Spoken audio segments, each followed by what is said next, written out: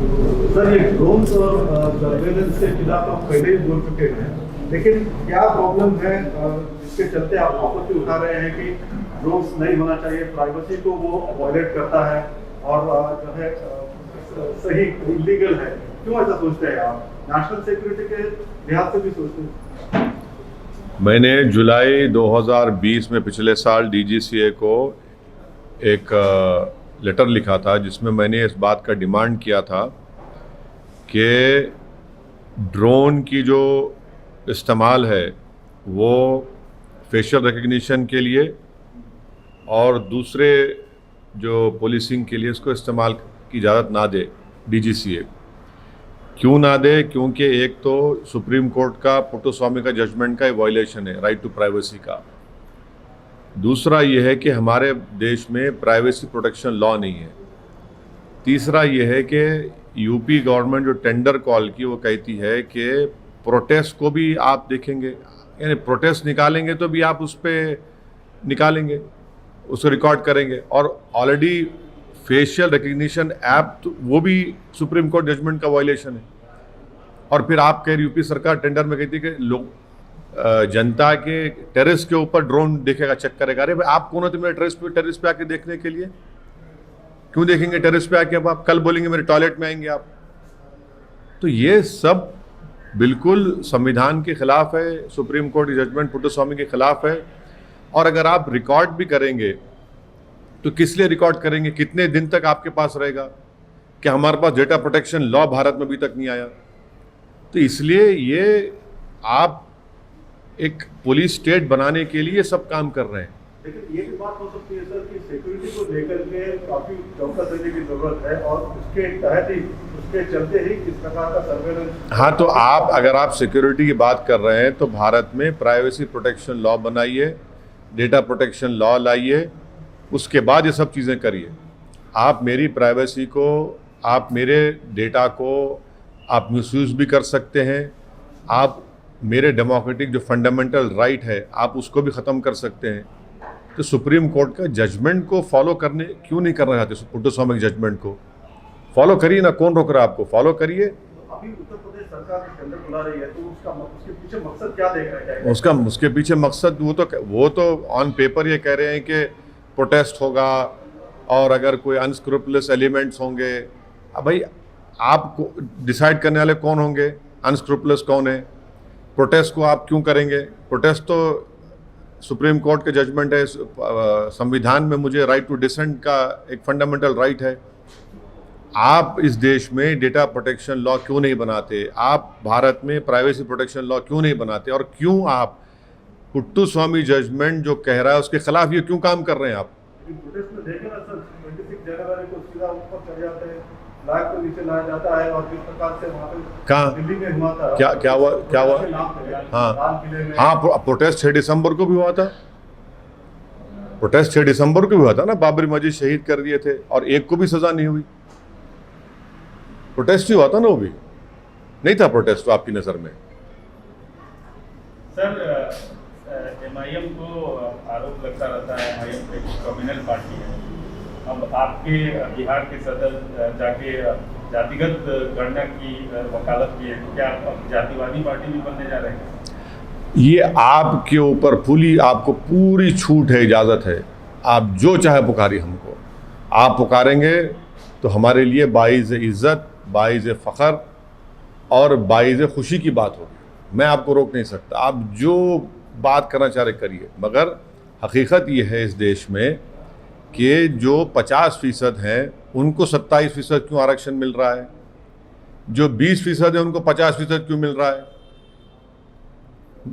ये कब हुआ था कास्ट का सेंसस? भारत की आज़ादी के बाद तो नहीं हुआ ना। आप तो पुराना इस्तेमाल कर रहे। तो अब करने की ज़रूरत है और ज़रूरी है कि जो हर तरह से पिछड़े हैं उनका करना चाहिए। और बुरी बात क्या है? 20% आप उसमें शामिल हैं, प्रसाद साहब, उसमें आप शामिल हैं, उसमें आप लोग शामिल हैं। आप लोग हमेशा कैमरे के पीछे रहते और पूरा आप पिक्चर कंट्रोल आप ही करते। तो हम ये बोल रहे हैं कि भाई पूरी पिक्चर आनी चाहिए। आप लोग पिक्चर कंट्रोल कर लेते हैं ना, तो हम भी बोलेंगे पूरा पिक्चर। सुप्रीम कोर्ट का जजमेंट भी है 50% जो है अनरिजर्व रहना वो चाहिए। अलग बात है, वो अलग बात है। हम ये कह रहे हैं कि कास्ट सेंसस होना चाहिए, हाँ। ये हर पॉलिटिकल पार्टी कह रही है। तो और उसके सुनिए बाद- सुनिए, और मोदी जी अपने आप को ओबीसी लीडर कहते हैं, तो उनको हम पार्लियामेंट में भी मैंने कहा था कि मोदी जी जब प्यार किया तो डरना क्या। आप जो है 50% का ये जो सुप्रीम कोर्ट का है, आपको पार्लियामेंट को पावर है संविधान से, आप लॉ बनाइए और तोड़ जाइए 50% को, डरते क्यों हैं। आखिरी बात, ओबीसी का सब कैटेगराइजेशन होना जरूरी है। जो रोहिणी कमीशन बनाया गया है, मोदी जी उसकी रिपोर्ट भी जनता को नहीं देते। सब कैटेगराइजेशन जरूरी है। अगर कास्ट सेंसस होना चाहिए तो फिर आप सीए के लिए अगेंस्ट में क्यों खड़े हो सकते? कास्ट सेंसस के से सीए से क्या ताल्लुक मैडम। कास्ट तो रियलिटी है, और वो कास्ट का अपलिफ्टमेंट, कास्ट का एम्पावरमेंट, और कास्ट जो कास्ट है उनका कितना नंबर है वो तो मालूम होना चाहिए ना। अगर देश में मालूम नहीं होगा तो पॉलिसी कैसे बनाएंगे। अगर मैं बीमार हूँ तो मर्ज का तो मालूम होना पड़ेगा, तभी तो दवा लगेगी। तो वही हम कह रहे हैं कि आप कास्ट सेंसस कराइए, और कराने के बाद आपको हाल हकीकत मालूम हो जाएगा, कौन पिछड़ा है, कौन आगे है, कौन कितना दूर है, कौन कहाँ बैठा है। ये डरते क्यों है बीजेपी सरकार कास्ट सेंसस कराने के लिए। ओके, सर अफगानिस्तान को लेकर आपने पहले भी कहा था कि तालिबान से बात करनी चाहिए, लेकिन हकीकत ये है कि भारत के लिए तालिबान बहुत ही जो है एक खराब बात है या फिर डेंजरस थिंग है, तो उनसे बात क्यों की जाए। और मौजूदा हालात में जिस प्रकार से अभी ऑन पार्टी मीटिंग भी बुलाई गई है, अब मुझे अभी तक मोदी सरकार की तरफ से ऑल पार्टी मीटिंग का इनविटेशन अभी तक नहीं मिला है। मुझे नहीं मालूम कि वो भिजाएंगे नहीं भिजाएंगे, क्योंकि जब चाइना की ऊपर, जब चाइना हमारे भारत की टेरिटरी में जब घुस गया था, और आज भी घुस के बैठा हुआ है, जब प्रधानमंत्री ने ऑल पार्टी मीटिंग बुलाई ऑनलाइन, तो प्रधानमंत्री ने ऑनलाइन में भी हमको दावत नहीं दी, बुलाया नहीं। अब ये नहीं मालूम कि इस ऑल पार्टी मीटिंग में जो फॉरेन मिनिस्टर ब्रीफ करेंगे अफ़गानिस्तान के ऊपर, उसमें हमको बुलाएंगे नहीं बुलाएंगे। मगर हम तो आपके ज़रिए से प्रधानमंत्री से ये बोलना चाहेंगे कि हमको भी बुलाइए, हमको भी बुलाइए। चाय की ज़रूरत नहीं है, मगर हम सुनना चाह रहे हैं कि भारत सरकार की क्या पॉलिसी अफ़गानिस्तान के ऊपर। क्योंकि मैंने पार्लियामेंट में 4 मरतबा पिछले 7.5-8 साल में इस मसले को बार बार उठाया है, और वो ऑन रिकॉर्ड पर है। हम ये पूछना चाह रहे हैं कि भाई आपकी पॉलिसी क्या है अफ़गानिस्तान के ऊपर। तो हम उम्मीद करते हैं कि government of India AIMIM party को भी इस ऑल पार्टी मीटिंग में इनवाइट करेगी। लेकिन तालिबान को लेकर के आपका क्या रवैया है सर? अरे मैं आपसे कह रहा हूँ ना भाई, सुनिए प्रसाद साहब, जैसे कि जैसे मोहम्मद है, ISI है, सभी लोग सक्रिय हो जाएंगे और अपने लिए काफी खतरनाक। प्रसाद साहब, आप तो मेरे मुंह के अल्फाज छीन लिए। यही तो हम सुनना चाह रहे प्रधानमंत्री से, यही तो मोदी सरकार को बोलना पड़ेगा कि बीजेपी की गवर्नमेंट भारत में है, उनकी पॉलिसी क्या है इसके ऊपर, वो बताए ना। वही नहीं पूछना चाह रहे। भारत का प्रधानमंत्री तो मैं नहीं हूं ना। ये सवाल आपका बहुत सही है, ये भारत के प्रधानमंत्री और उनके सरकार को ये सवाल का जवाब देना पड़ेगा। आपके सवाल बड़े बुनियादी हैं। नहीं, अरे भाई मैं प्रधानमंत्री तो मैं नहीं हूं ना। अरे देखिए, तालिबान के बारे में बोलिए कि वो टेररिस्ट ऑर्गेनाइजेशन है या नहीं। भारत सरकार की पॉलिसी क्या हम सुनना चाह रहे हैं। जहां तक तालिबान के लीडरशिप जो है, उसमें से जो टॉप 10 में से कई लोगों को यूनाइटेड नेशन ने अपने रेजोल्यूशन से उनको टेररिस्ट करार दिया है। अब उनको डिडेजिग्नेट करना पड़ेगा। तो भारत सरकार अगर आएगा तो करेगी नहीं करेगी, मेरा सवाल आपसे, क्योंकि आप मोदी सरकार की तर्जुमानी कर रहे हैं। अरे बात तो सही है ना प्रसाद साहब। आप जब कह रहे हैं तो हम तो वही पूछना चाह रहे हैं। ये तालिबान के कई लीडर्स जो है उनके ऊपर यूनाइटेड नेशन के सैंक्शंस है, उनको डिडेजिग्नेट करना पड़ेगा। तो क्या चीन करेगा? भारत तो सिक्योरिटी काउंसिल का भी फिल वक्त चेयरमैन है। और फिर सुनिए, दोहा में हमने उनसे एक हेलो हाय किया, पूरी तरह नहीं किया। 2020 में हमने एक अनऑफिशियल एजेंसी से उनसे बातचीत की। यही तो हम जानना चाह रहे कि आपकी क्या पॉलिसी है। प्रधानमंत्री ने, सुनिए, प्रधानमंत्री ने काबुल जाकर आपके चैनल पर दिखाया गया कि गनी के साथ आपने पार्लियामेंट का उद्घाटन किया और भारत के प्रधानमंत्री ने स्पीच भी दी। वो पार्लियामेंट में क्या होगा? 700 करोड़ की पार्लियामेंट है। $3 बिलियन का इन्वेस्टमेंट हमने रिकंस्ट्रक्शन में किया अफगानिस्तान में। वो $3 बिलियन का क्या है? क्या हुआ? क्या देश जाना नहीं चाहेगा? सलामा डैम हमने बनाया, वहाँ के बच्चों को स्कॉलरशिप दी, छाबार पोर्ट का मामला है। ये तो सब सुनना पड़ेगा ना, उनसे ही सुनेंगे। लेकिन आप मेंबर ऑफ पार्लियामेंट है, आप भी इसके ऊपर राय रखते हैं। हाँ, बोल दिया ना, मेरी राय बोल दिया हूँ मैं आपको। नहीं, आपकी राय बोलिए। क्या आप अपनी राय, अपनी, अरे अपनी, आप क्या चाहते हैं? असदुद्दीन ओवैसी ही था जिसने 2013 से ये कह रहा था ये बात को। आप लोग सुनने तैयारी नहीं थे। आप लोग आप लोग इतने विज्ञान है, इतने आप लोग विजडम आप में कि आप सुनने तैयार नहीं थे। आप तो हंसी उड़ाते थे, आप तो मजाक उड़ाते थे मेरा पार्लियामेंट में, आप तो मुझे गाली देते थे। अब देखिए, अब इसका कौन जवाब देगा? अच्छा, मोदी जी इतना अमेरिका के करीब हो गए थे, वही अमेरिका सब बंद बना के भाग गया। हमारे 4 कॉन्सुलेट थे, क्यों बंद हो गए बताइए? एक एम्बेसी के साथ कौन जिम्मेदार है उसका? क्यों नहीं हमने जाने से पहले एयरपोर्ट में एक रूम क्यों नहीं लिया हमने, जो दूसरे सरकारें कर रही हैं? यही तो सवालात हैं जिसका जवाब हम चाहते हैं प्रधानमंत्री से। वो प्रधानमंत्री है ना, उनको बताना पड़ेगा देश को कि $3 बिलियन भारत का पैसा वहां पर सर्व करने के बाद ये सब क्या हुआ। आप कह रहे हैं कि आपने पहले सरकार को बताया था कि हमको बातचीत करनी चाहिए इसके नहीं, मैंने सुनिए, किस तरह से सुनिए, मैंने पार्लियामेंट में ये सवाल उठाया था कि क्या आप ये करेंगे, आपकी पॉलिसी क्या है? आपने जवाब नहीं दिया। मैंने आपको बाखबर किया, मैंने आपको कॉशन किया, तो आप सुनने तैयार नहीं थे। आज वो हकीकत बन चुकी है ना।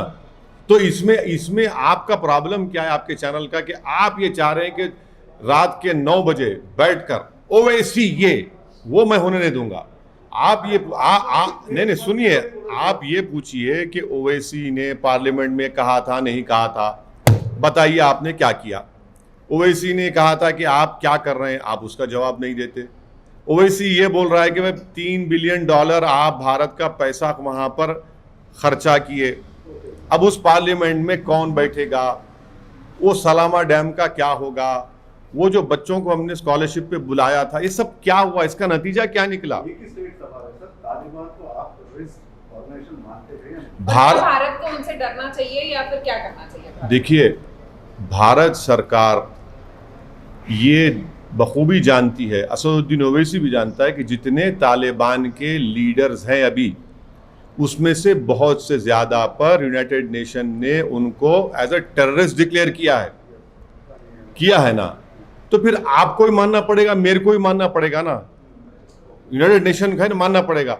मगर हम ये पूछना चाह रहे, आपने 2020 में उनसे मुलाकात की, यही टेररिस्ट से जिसको यूनाइटेड नेशन ने किया।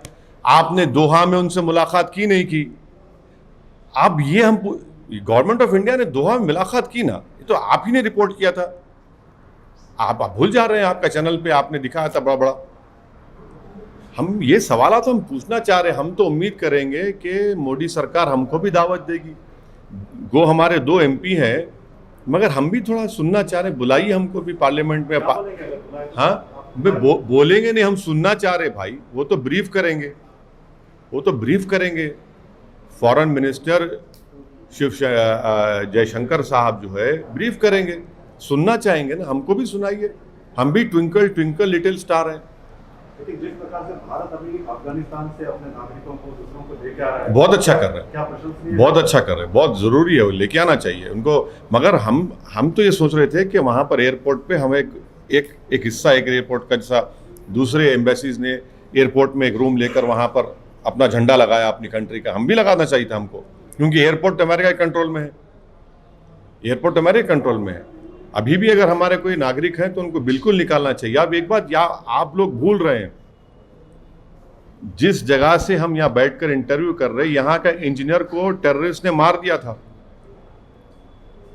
हमारा इंजीनियर मारा गया आंध्रा का, तेलंगाना आंध्रा का, जाने दी गई हैं।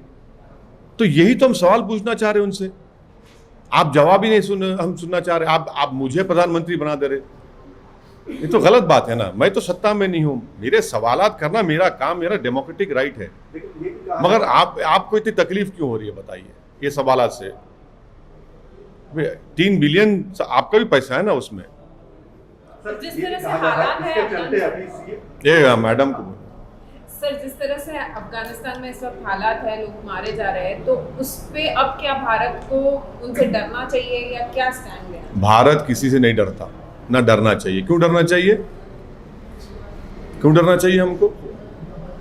मुल्क है, हमें कंट्री है, डरने की क्या बात है? चीन और पाकिस्तान एक हो गए। अरे भाई डरने की क्या बात है? कोई हो जाए, एक हो जाए, हम अगर हम एक हो गए तो 100 एक हो जाए, क्या करेंगे? डरने की बात नहीं है। ये बात बिल्कुल सही है कि तालिबान पाकिस्तान से बहुत करीब है, इससे कोई डिनाई नहीं कर सकता। तालिबान पाकिस्तान से बहुत करीब है, कौन डिनाई करेगा इसको? सब कुछ सारी दुनिया के हर सिक्योरिटी एक्सपर्ट्स कह रहे हैं। तो ये हम सुनना चाह रहे कि फॉरेन मिनिस्टर साहब क्या ब्रीफ करेंगे अगर हमको बुलाए, नहीं तो फिर आपसे सुन लेंगे। Hardeep Singh Puri has said that Afghanistan crisis shows why CAA is needed. Then make it. They should have made it religious neutral. Simple as that. I had said in my speech in the parliament that strategically this was a wrong step to be taken by the government, wherein you have made it on the basis of religion. Had it been religious neutral, people who have helped us, they would have easily been able to come to India. But you have made it on the basis of religion, which again is a violation of right to equality. Who stopped you from making it religious neutral? I had raised the issue of Hazaras, Tajiks, Uzbeks, Turkiman. In my speech I have raised it. No, you act in haste and you want to repent in leisure, you do it. But this is what I had said. Who stopped you from making it religious neutral?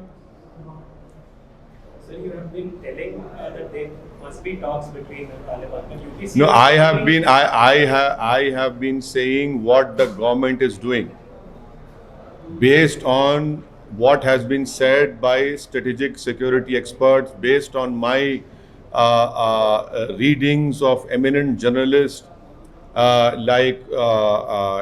are right now who are responsible for writing in our national newspapers, who have great respect for. Every security expert was saying this. So don't make Asauddin Owaisi some kind of like expert. I have been reading these people, following them, and what they have said many years ago has been proven right now. Has been proven right now. The UPCM has told that people are shamelessly supporting Taliban. As far as AIMIM is concerned, we are not supporting anyone. We have raised questions because we are concerned about what will happen in Afghanistan. How the UPCM should read history. He should know that the aircraft which was hijacked landed in Khandar. And in Khandar, when the aircraft landed, we had no one to communicate over there. The UPCM should also know that as of now, security experts have said that Al-Qaeda, Daesh are right now moved their recruitment centers from Iraq and Syria into Afghanistan. Jaish-e-Mohammed is now embedded in Helmand province. The UPCM should answer this question, that how is it that after spending $3 billion, what is the net result? He can use to communalize each and everything, but these are pertinent questions which either he fails to understand them, or he has no answer to the questions which I am posing. Sir Kalyan Singh ji के बारे में हाँ, बहुत वहाँ पे roads उनके नाम पे उनके नाम पे अयोध्या में, हाँ, बहुत दिन से बीमार थे बेचारे, इंतकाल हो गया उनका। उनके नाम पे अयोध्या में राम मंदिर के रास्ते का रोड का नामकरण। अरे बहुत दिन से बीमार थे भाई, इंतकाल हो गया बेचारे, इंतकाल हो गया, बीमार थे ना बहुत दिन से। अच्छा वो नहीं पूछ रहे आप भारत के तिरंगे के बारे में? नहीं पूछेंगे? आपको भारत के तिरंगे से मोहब्बत नहीं है? आप टीवी वालों को, चैनल वालों को, कहाँ गया राष्ट्रवाद आप लोगों का? तिरंगा के बारे में फिक्र नहीं है आपको? नहीं देखे आप लोग वही देखते हैं जो आपको आप दिखाना चाहते। हम वो देखते हैं जो आप नहीं देखते, जो देश को हम दिखाना चाहते। बोलिए सर, क्या नहीं हो गया। अब आप नहीं देखे तो क्या करेंगे? आप देख लेते तो हमसे पूछते। रोड का नामकरण कल्याण सिंह, हाँ रोड का नामकरण कल्याण सिंह के नाम पे हो रहा है। अरे भाई क्या क्या नाम बदल दिए, इलाहाबाद का नाम प्रयागराज करे। आप भी तो इलाहाबाद से आते हैं मेरे भाई। गंगा के पानी के ऊपर लाशें तीर रही थी, नाम बदलने से क्या किसी को ऑक्सीजन मिल गया? गंगा के किनारे लाशों पर कुत्ते खा रहे थे, नाम बदलने से कुछ हो गया? जलाने के लिए लकड़ी नहीं थी कोविड सेकेंड वेव में, तो नाम बदलने से नौकरी मिल गई। 37 लाख यूपी के अनएम्प्लॉयमेंट पोर्टल पे बेरोजगार नौजवान के नाम है और इनको नाम बदलने की फिक्र है। अरे नाम से ज्यादा काम करिए ना, गवर्नेंस करिए। महिलाओं पे जुल्म होते रहता है। सर, उत्तर प्रदेश पे आप अपने पत्ते नहीं खोल। हाँ? उत्तर प्रदेश का चुनाव सर पे है और आप अपने पत्ते अभी तक आपको हम बहुत सी बातें इन कॉन्फिडेंस में बता चुके हैं सर, क्या और हमको उम्मीद है कि आप उसको अपने दिल में रखेंगे। सर तिरंगे के बारे में मालूम कर लिए सर? हाँ चलिए, थैंक यू, हो गया मालूम कर लेना। जन गण मन चलिए।